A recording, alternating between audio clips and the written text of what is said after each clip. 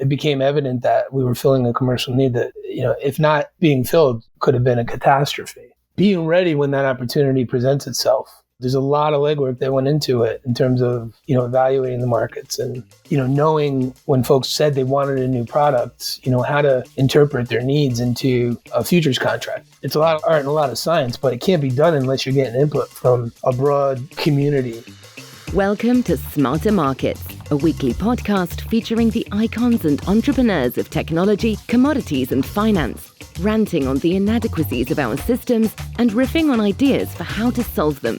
Together, we examine the questions: are we facing a crisis of information or a crisis of trust? And will building smarter markets be the antidote? This episode is brought to you in part by Abaxx Exchange, bringing you better benchmarks, better technology, and better tools for risk management.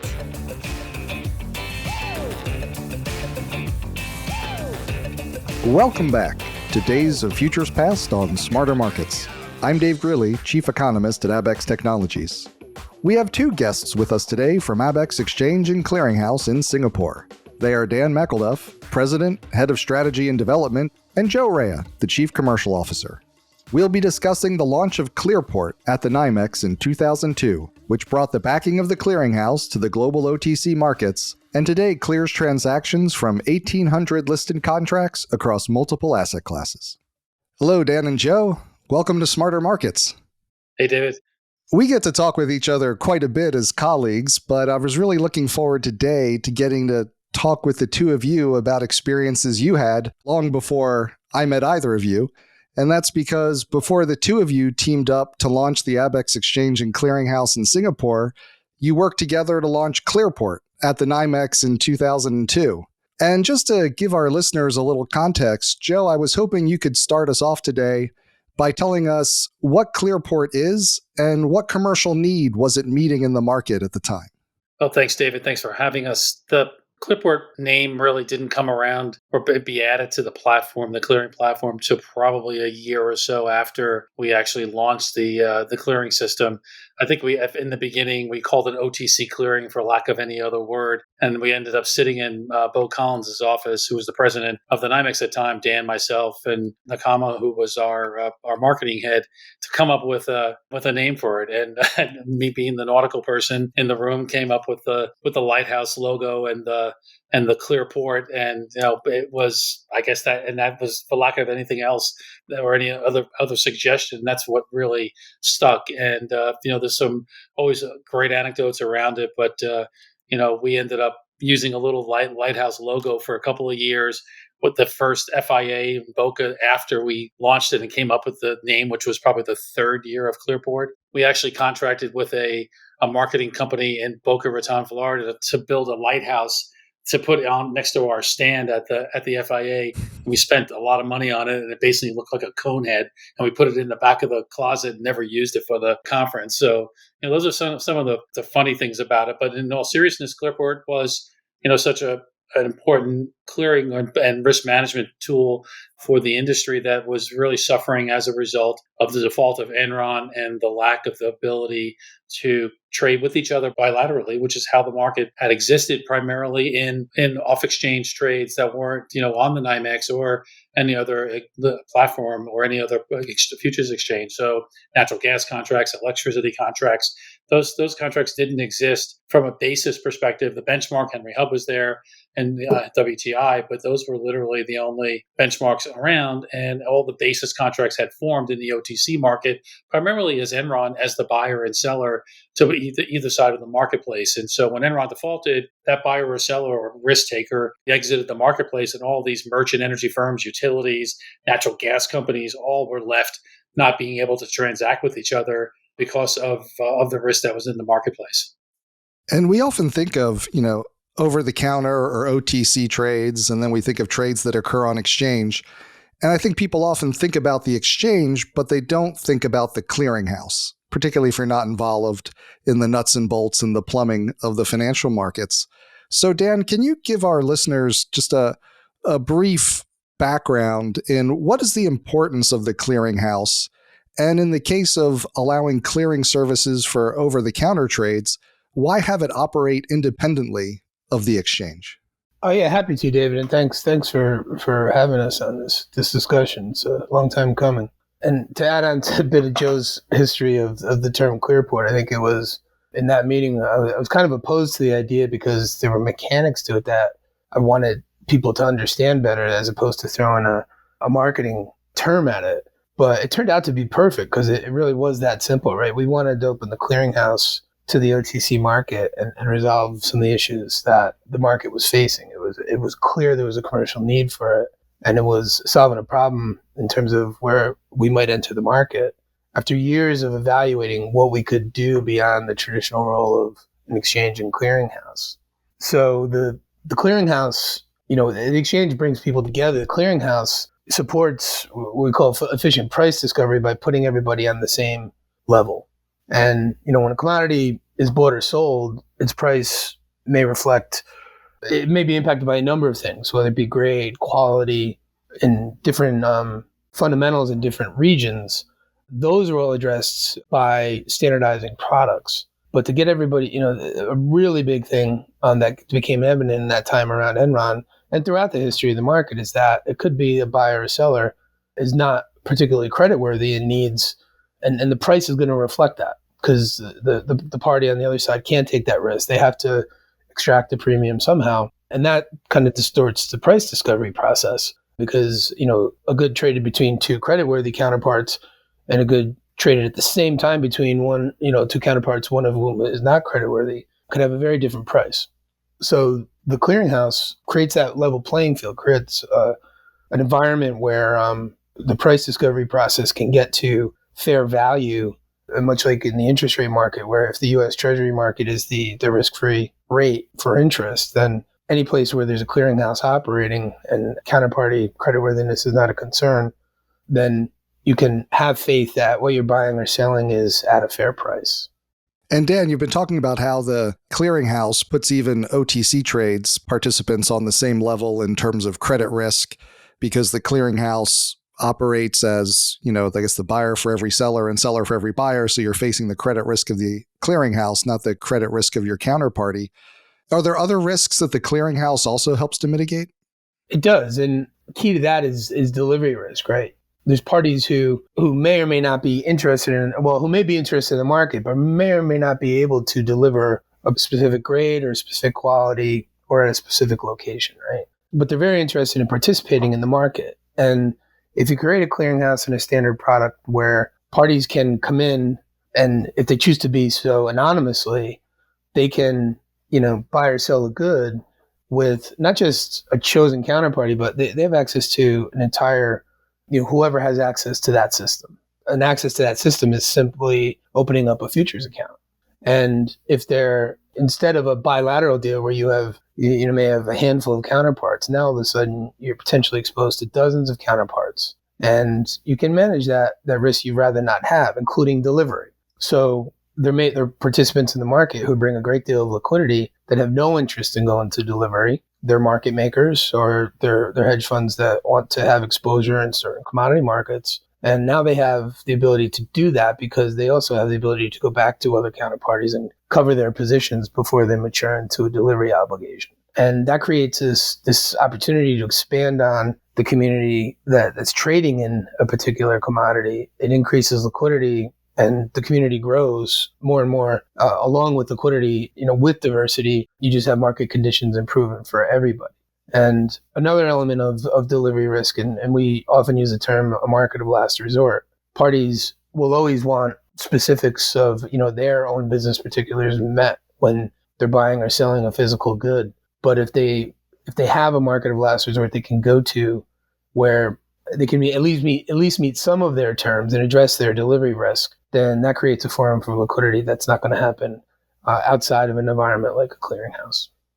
And Joe, I wanted to follow up with you on a point that Dan raised, because in my financial markets 101 mind, too simplistically, I often think of OTC contracts as being more customized and bespoke, and the over-the-counter markets are where those types of transactions occur, with exchange-traded contracts being standardized. But Clearport would require standardized contracts for clearing, correct? And then how did you go about introducing those new contracts?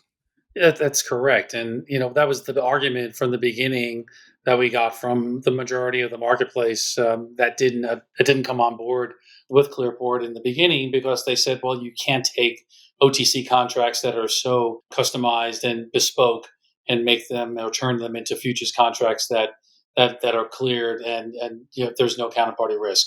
And what we did through Dan's team and the research team at the NYMEX was to really engage with the marketplace to find the common terms of products that they were trading. And initially, it was 15 natural gas contracts, basically, that were the most liquid OTC contracts in the nat gas, the U.S. nat gas basis markets that were affected by the default of Enron.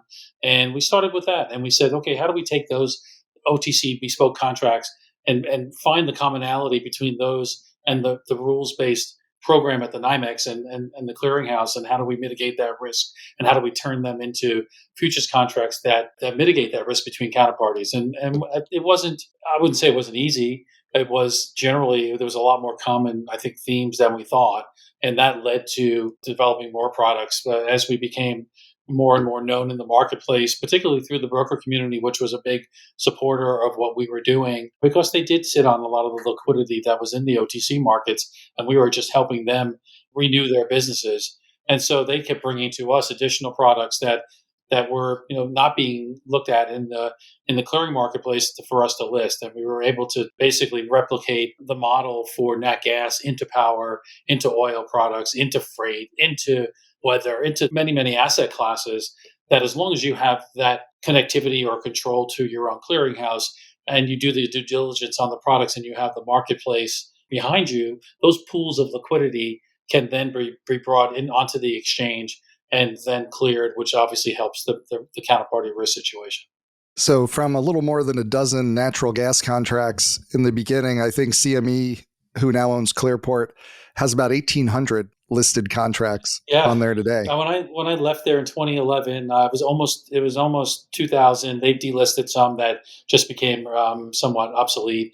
But we listed almost 2,000 individual contracts across multiple asset classes, even in metals markets. And all of that was a result of interaction with the marketplace that we feel we're bringing here to Abaxx, and where the current exchanges, just whether they don't have the attention span or the internal ability to do it from a talent perspective, but we do feel that we have the right people with the right connectivity to the marketplace to bring what we did back then to what we're doing here now. And back then, Dan, I mean, you were a senior director in research at NYMEX well before the launch at Clearport.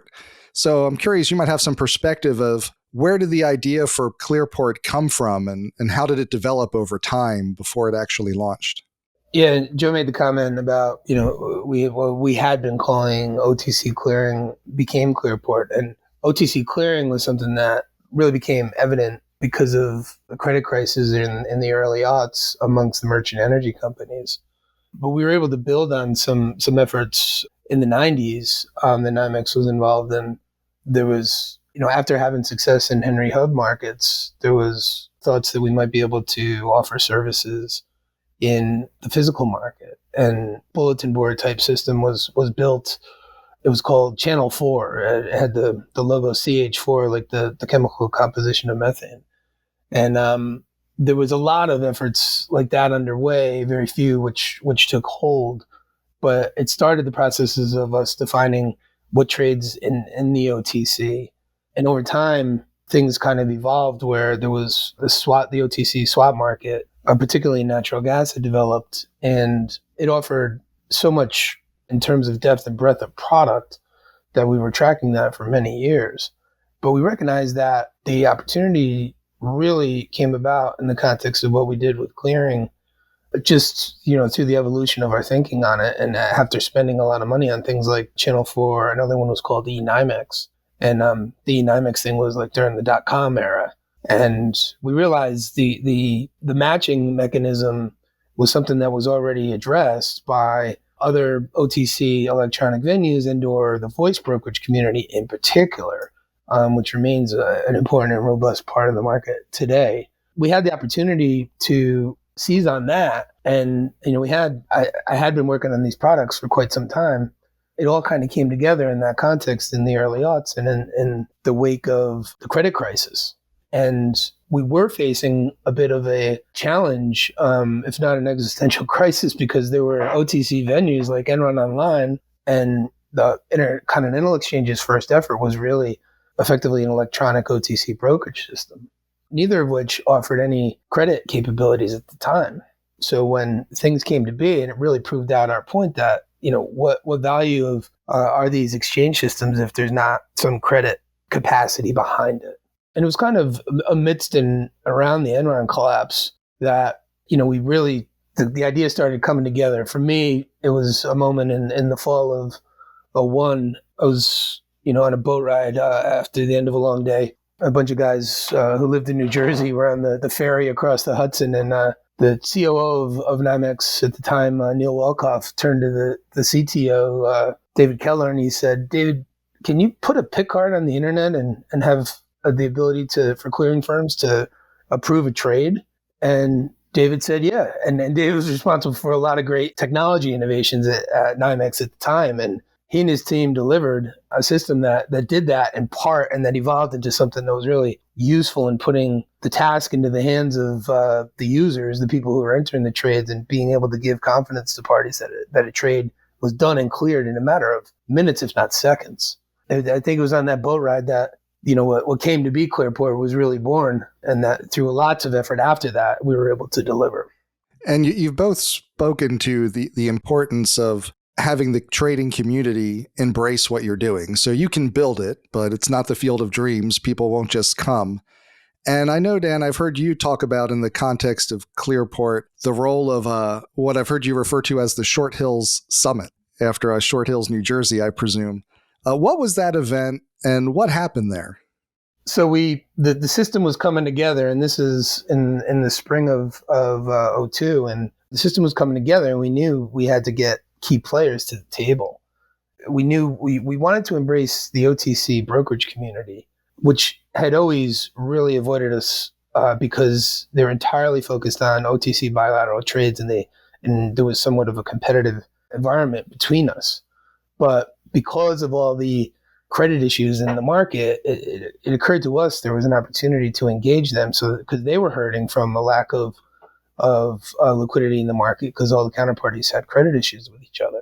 So it was decided to gather and invite this group of OTC brokers, and Joe, as always, cast a very wide net to reach everybody. My boss, Bob Levin in research, said, "Dan, get the product deck together, and you got to come down to Short Hills on Sunday morning, and we're going to do this presentation." So I didn't have high hopes for, I thought there'd be a handful of us NYMEX staffers, and our chairman, Vinny Viola, and our president, Bo, was there. And I couldn't believe the response we got, and that not only were all the brokerage firms represented, but in many cases, the principals of the firms were there. It was clear from that moment that we were onto something, and that really was the start of it. David's team delivered on the system, and we were up and running, in the following month. And I imagine there are no soft openings for an exchange or for an operation like this. Like, you're either open for business or you're not. And so, Joe, I'm curious, what was the launch of Clearport like? And can you take us back to those early days of being open for business? Yeah, it was pretty interesting. We had a marketing team down at, so as Dan said, the Short Hills meeting happened. It was, we thought, pretty good success. We still had to get final board approval, and the board was still suspicious, which were mostly made up of locals, that we were going to take their business away from them. So that was always a chance. But Vinny, thankfully, had enough power at the board at the time to push it through. And so, we launched. And the interesting thing was that ICE decided to launch a competing platform about a week or two before us, as competitors normally do. And we kind of shrugged that off, and we knew we had the right product. We knew we were clearing them as futures, the products as futures, versus ICE, which were cleared swaps, because they didn't control their own clearinghouse. It was cleared in London. It was a little bit of a different situation structural wise. And anyway, so they copied the products we had. We launched after they did. I remember very, very distinctly, we had one of our marketing guys, one of my still closest friends, Jerry David, was down at one of the big trading firms. And the system that time was very, very, I would say, basic in its structure, in that we had to have the traders approve the trade once they were inputted by the broker, which they all did. And when they clicked the button, it would print out a ticket in our trade management system at the NYMEX. And I remember we were all on the phone at the same time, and we said, "Okay, submit the trades," and we submitted the trade, and the paper didn't print out. And so the guy who was up in the trade management room said, we thought he was asleep, actually. He basically, we figured that there was no paper in the printer. So Dan had to run from like down to the 4th floor and then back up to the 15th floor to get on the phone again to tell everybody to push the trade in again. So, thankfully he survived and didn't, it was quite a run up and down the stairs, but it's a true story. And, from that point, it was really education. I remember spending the year after we launched Clearport mostly on the road, educating the community, the trading community, the FCMs in particular, about how to take an OTC contract that used to be a bilateral contract and turn that into a futures contract. And for a lot of FCMs, with the exception of maybe a couple, they didn't get it. They didn't really want to get it because they were making a lot of money on the benchmark contracts and other markets. But to educate them on how to do that and what was actually going to result of it, I spent 3 days at one of the big trading firms down in Houston, going through almost every department within the organization: legal, compliance, risk, trading, back office, to explain to them in various sessions for those 3 days exactly what we were doing. And thankfully for the marketplace, most of the firms got it, and they adopted it, and they saw the benefits of it. And I think probably one of the biggest, I would say, backers of us and even ICE at that time was John Arnold. John was a big natural gas trader. He was just starting out his Centaurus fund. He was really at its infancy. Good kind of anecdotal story. Bo Collins sent me down to Houston to meet him. I had never met him before, and had dinner with him one-on-one. And we told him what we were doing and said, "Listen, we're going to give you the ability to cross margin." And this gets to the point of, the ability to make your trades more efficient. Cross margin your Henry Hub futures against your OTC cleared contracts, your Henry Hub financial. And he said, "I don't think you can do that." And I said, "Well, we are." And he said, "If you do that, I will back you guys. I will be in on this." And sure enough, when I got back, we showed him how we were going to do that through cross margining, and he was all in. And that obviously was one of the other successes of getting the marketplace to move towards using us, was getting big players like John and some of the bigger firms and the brokers all in. But it took a long time to get clearing firms. There was one clearing firm that couldn't clear negative price differentials on nat gas basis, which is a way that it trades for a lot of times. They couldn't get their systems to acknowledge or recognize negative price contracts, so they weren't on board for nat gas basis anyway for years. And so, it does come at incremental points of adoption. I would add to that point, Joe gave the example of a hedge fund trader who got the benefits, but on the other side of that, where he was the liquidity provider, there were, and we've spoken about Enron's problems. Well, Enron didn't survive all this, but the companies that adopted what we were doing from a clearing perspective, particularly the merchant energy electricity producers, they had sound business where they'd hedged their gas purchases and they had hedged their power sales, but they were putting out so much collateral because of the credit crisis. And clearing gave them the ability to offset some of those risks and reduce their trade financing costs dramatically. So for companies like Dynegy or Reliant or Calpine, many of which survive in one way, shape, or form and are responsible for much of the generating capacity in the country, these companies were literally saved by mechanisms like ours. And the ability, as I said in the clearing earlier on, in the context of a clearinghouse, these parties were able to come together for the first time, in a way where transactions would be executed OTC but cleared through a traditional futures clearinghouse. So, Joe, you're out on the road doing the hard work, winning customers and market participants one meeting at a time. It wasn't that easy. I wouldn't have called it winning in the beginning. Yeah. Yeah. And Dan, you guys have both brought up Enron a number of times. And Dan, I've heard you say many times that crises are often what speed the adoption of new exchanges and clearinghouses and new contracts. And Clearport launched within, I think, a year, probably less, of the collapse of Enron. So I would love, Dan, for you to dig into a little more. How did that crisis speed the adoption of Clearport? And could you almost palpably experience it in people's attitudes? Yeah, it's and I may have jumped the gun a little bit in my last response, but I'll go back to it. Right there were companies that were, and this is, let's also remember, in the early aughts there was significant issues with energy supply, both fuel and power, and the market was quite volatile, and many market participants had taken on programs to hedge themselves, but were suffering from the liquidity risk. But they were all of their programs were born into the OTC markets, and now all of a sudden their counterparts were drying up. If they had a hedge and they wanted to cover that hedge, they were limited in their ability, and who were they going to go to cover that?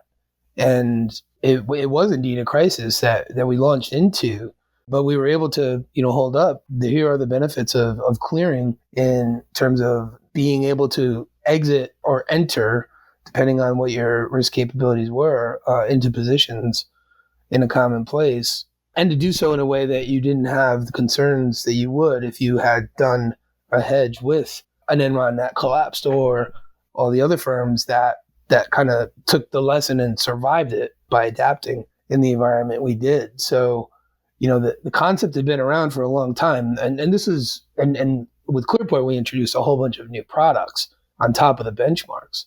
But even before that, we had seen a great deal of what are called lookalike stuff. So Henry Hub, is one of the benchmark NYMEX contracts. There was almost as much Henry Hub trading going on in the bilateral markets, and we pointed out from a cost perspective that OTC market participants weren't taking into account the true cost of credit. We'd said that for many years, but to no avail.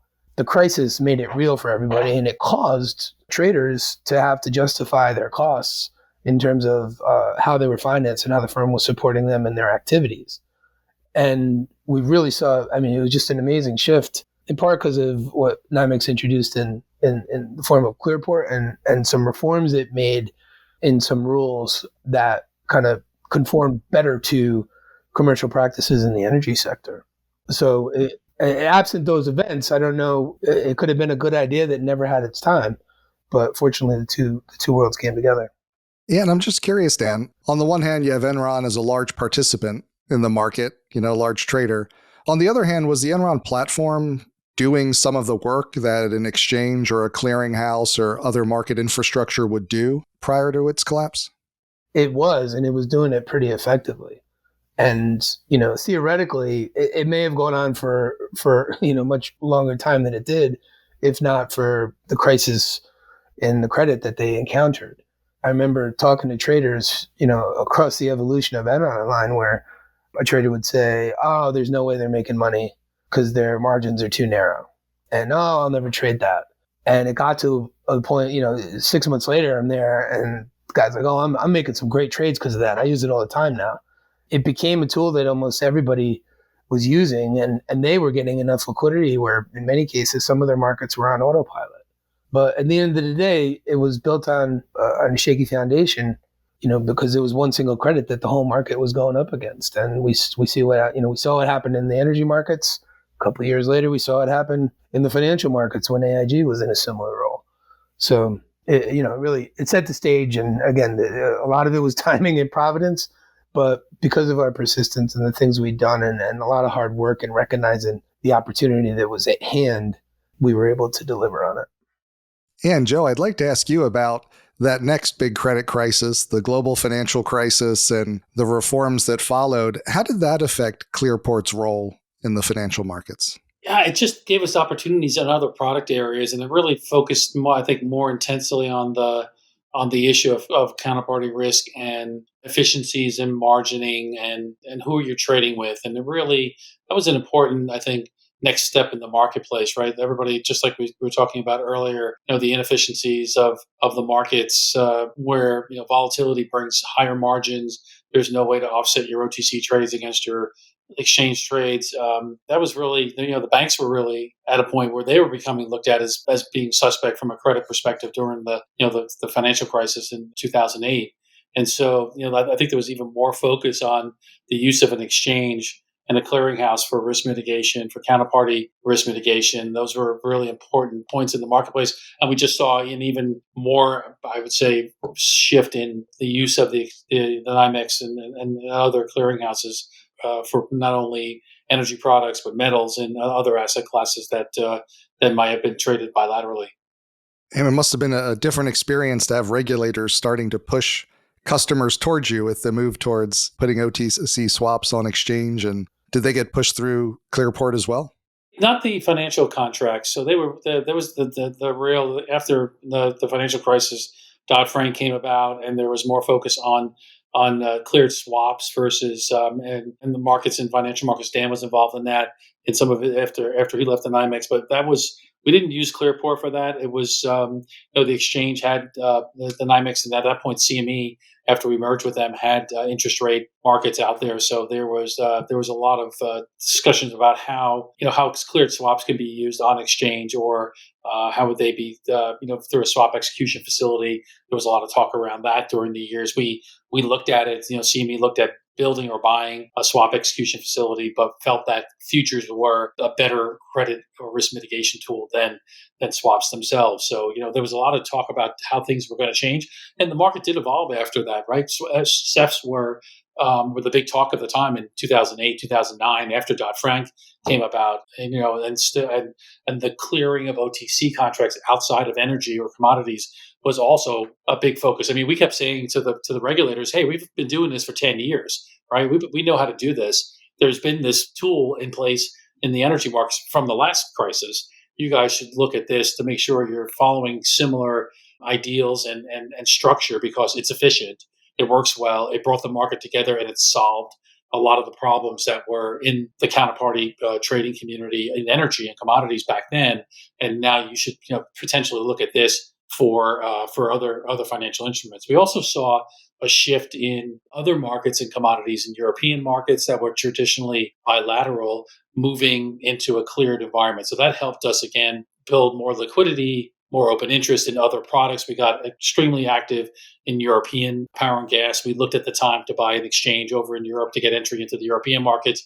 We listed Asian cleared products that were index related out in Singapore and other areas. So yeah, we definitely expanded our footprint because of the focus on counterparty risk, and also the mitigation of risk, and also the more efficient use of capital.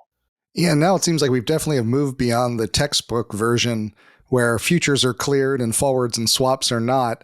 And we have, cleared swaps and cleared forwards and everything else. I'm curious, Joe, looking back, how did the innovation of clearing OTC trading change the futures markets? Maybe both in the nature of the participants, how people access them. What was that evolution like? It was both, really. So it changed. It brought more participants that might not have been able to access these markets because they didn't want to put an ISDA in place, or take the time to put an ISDA in place for 6 to 10 months, how long it takes to get active into a new contract or a new asset class.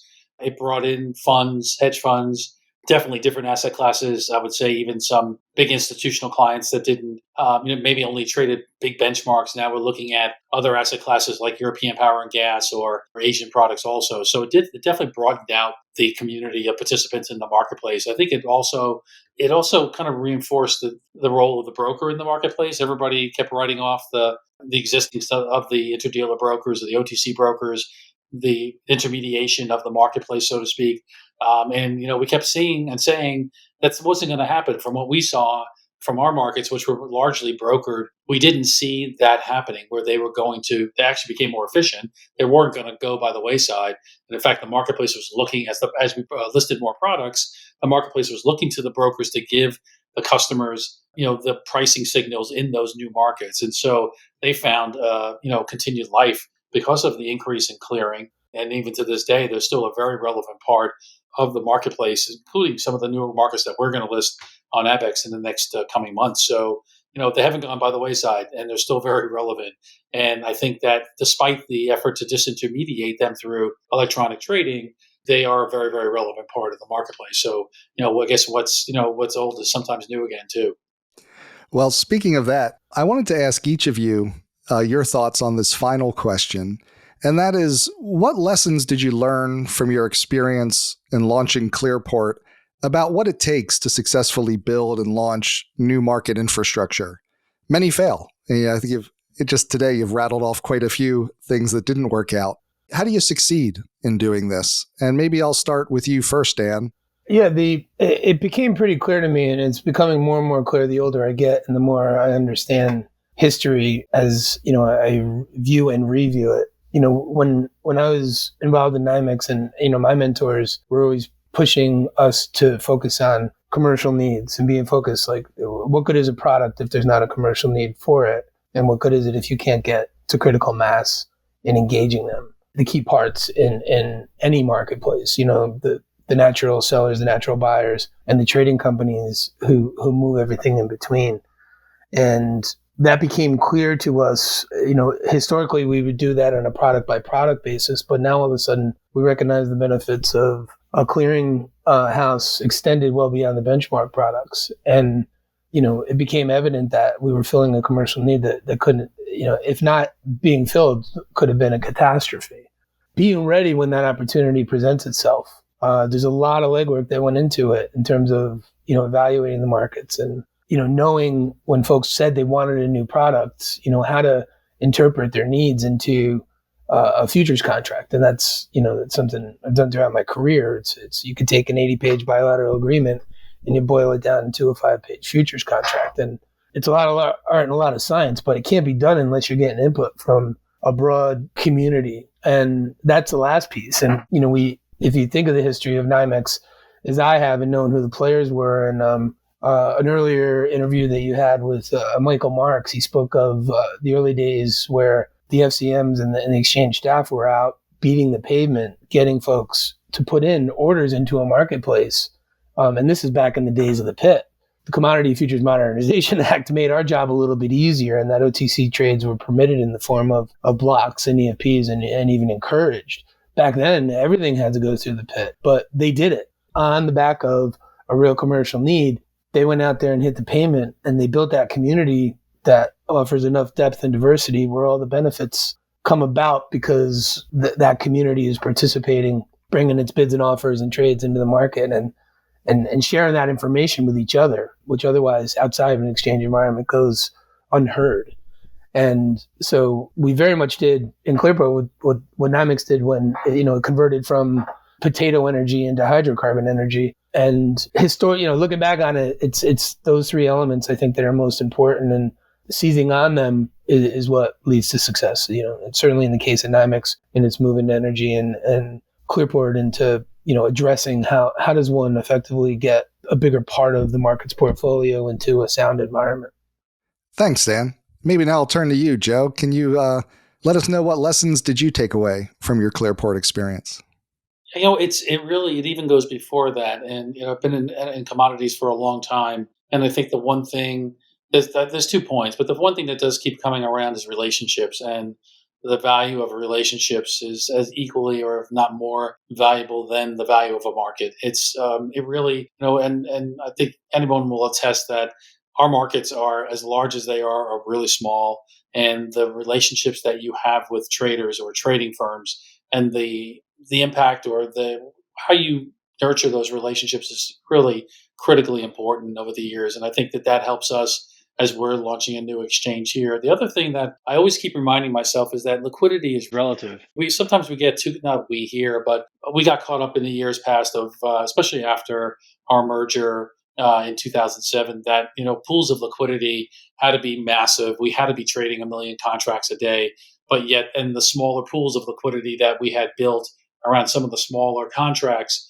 like NGLs, like LPGs, like some of the other refined contracts, maybe they had only 25 players in it, but satisfying the risk and the pricing components of that small pool of liquidity led to other contracts that we were able to launch, led to other volume and open interest, led to better risk management tools. So I think that liquidity is relative. And I think if you do satisfy a portion of the marketplace that may seem relatively small, it will eventually help build other markets that you have on your exchange. So, sometimes you get caught up in that it's got to be a benchmark that's trading 1 million contracts a day. I think if we had 10 contracts that traded 100,000 contracts a day, I think we'd be equally as happy as one that's trading 1 million. So it's really an interesting part of the marketplace.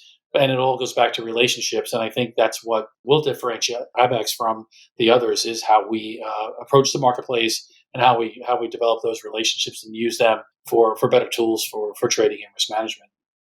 Thanks again to Dan McElduff and Joe Raia of Abaxx Exchange and Clearinghouse. We hope you enjoyed the episode. Join us next week with our guest Adi Imsharovich, Director at Surrey Clean Energy, former Global Head of Oil Trading at Gazprom Marketing and Trading, and author of Trading and Price Discovery for Crude Oil, and editor of the book Brent Crude Oil, Genesis and Development of the World's Most Important Oil Benchmark. We'll be discussing the history and speculating on the future of the Brent crude oil market. We hope you'll join us. This episode was brought to you in part by Abaxx Exchange.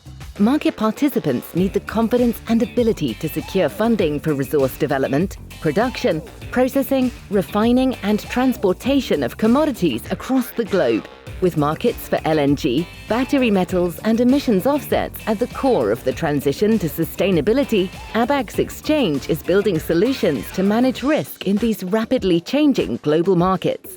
Facilitating futures and options contracts designed to offer market participants clear price signals and hedging capabilities in those markets essential to our sustainable energy transition. Abaxx Exchange, bringing you better benchmarks, better technology, and better tools for risk management.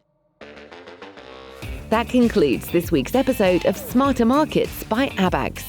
For episode transcripts and additional episode information, including research, editorial, and video content, please visit smartermarkets.media. Please help more people discover the podcast by leaving a review on Apple Podcast, Spotify, YouTube, or your favorite podcast platform. Smarter Markets is presented for informational and entertainment purposes only. The information presented on Smarter Markets should not be construed as investment advice. Always consult a licensed investment professional before making investment decisions. The views and opinions expressed on Smarter Markets are those of the participants and do not necessarily reflect those of the show's hosts or producer. Smarter Markets, its hosts, guests, employees, and producer, Abaxx Technologies, shall not be held liable for losses resulting from investment decisions based on informational viewpoints presented on Smarter Markets. Thank you for listening, and please join us again next week.